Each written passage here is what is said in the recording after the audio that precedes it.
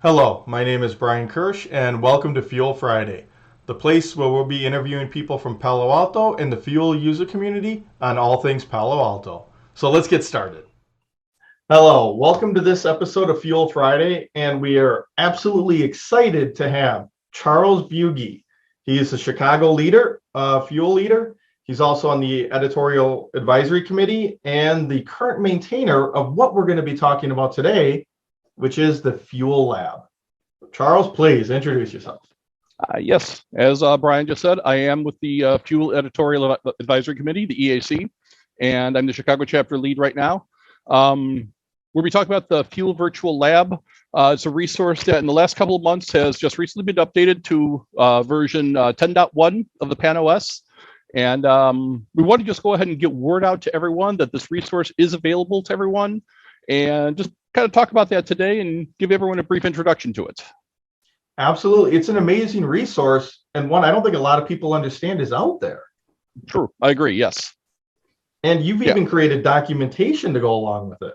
Yeah. And that's, one of the things we did do for it is we do have a very simple quick start guide that does get you into the lab, shows you how to get the lab started, which does not take very long at all. The virtual lab that we have available to you has a number of virtual machines available in it. The first one is a VM100 PanOS 10.1 virtual appliance. Then we've got a Windows virtual machine. It's a Windows 2008 server, 2008 R2 specifically, that gives you just obviously a Windows desktop GUI to work from. On top of that, we've also got two Linux operating systems to work from as well. One is an Ubuntu desktop, and the other one is a CentOS console interface. Now, the reason why we're giving you those three operating systems is to basically give you a variety of different systems to work with. You've got a Windows GUI and a Linux GUI, two different systems to work with.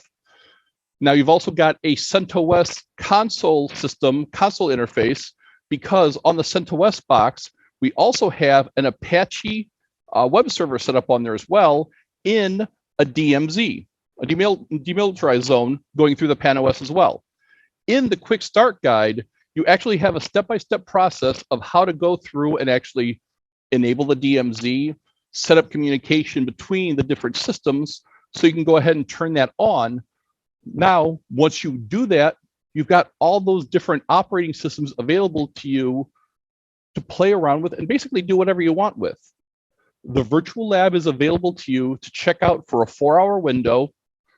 It's non-persistent. So once you go ahead and start your 4-hour window, you play with it, you do whatever you want to it, and then once it's done, the whole thing gets blown away. So feel free to break it. Nothing you do to that thing is going to do anything to anybody else's lab. You're not going to do any kind of permanent damage. Go crazy. So this also means then on the CentOS box, if you want to throw another, not another operating system, another service onto there, like say MySQL, Postgres, something else, you're free to do so. And then you can go ahead and work on configuring the PanOS operating system and mess around with logging, changing ports, turning on and off monitoring, allow the Ubuntu system to get at the Postgres server, but not the Windows operating system. All those different configuration, playing around with testing, all that is available to you. Now, what's also really nice with the full PanOS is you've also got on there antiviral, you've got anti-spyware, you've got the wildfire available to you. So if you really want to, you also can go ahead and try. I know there's a number of different websites out there that can emulate different viruses. So if you want to see what a particular virus looks like under an Ubuntu desktop versus a Windows desktop, how will the PanOS under the GUI actually respond to that? How you can set up alerting, how you can set up notification. All of that is something you can look at in there too. That is amazing, especially that level of enterprise-grade software. So many different environments. Mm-hmm. Are you seeing a lot of people going in there just to get their hands on it? Because a lot of that stuff you really can't play with in production environment. Exactly. And that's pretty much what we're intending the system for, is for those people who are still very new to the Pan OS operating system, and for those people who don't have the resources and whatnot to have their own lab. Myself, I'm fortunate enough. I've got a pair of PA220s at home that I can play with. I can do whatever I want. I'm lucky in that regards. A lot of people don't have those resources available to them. The virtual lab is perfect for this kind of thing. Now, the 4-hour window that I mentioned, you want to do this again and again and again, you're welcome to do so. On the fuelusergroup.org website, under resources, that's where you can actually sign up for the virtual lab.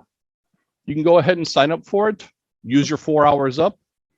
A couple of days later, sign up again, and then sign up again, and then sign up again.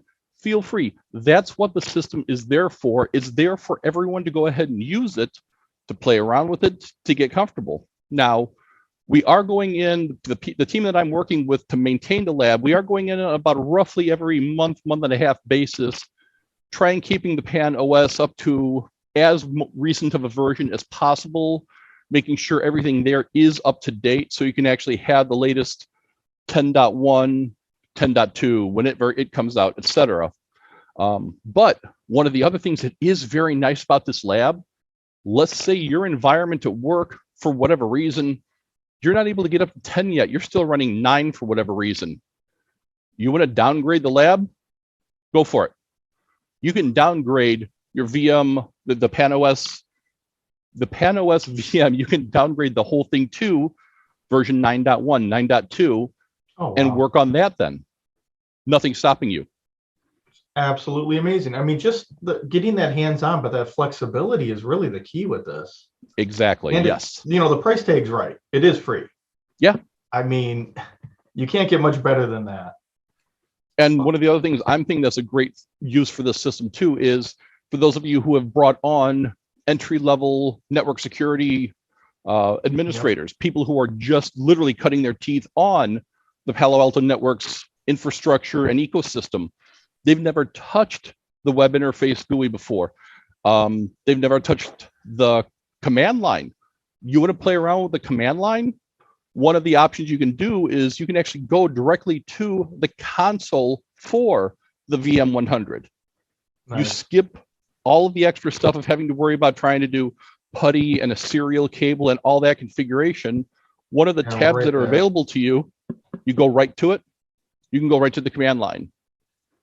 Charles, it's an amazing system. I love the flexibility. The cost is right. It's a great thing for the user community. Exactly, yes. I want to thank you for taking the time and hope you have a good day, and check out the links below, and we'll stay orange. Absolutely my pleasure. Thank you very much. Thank you.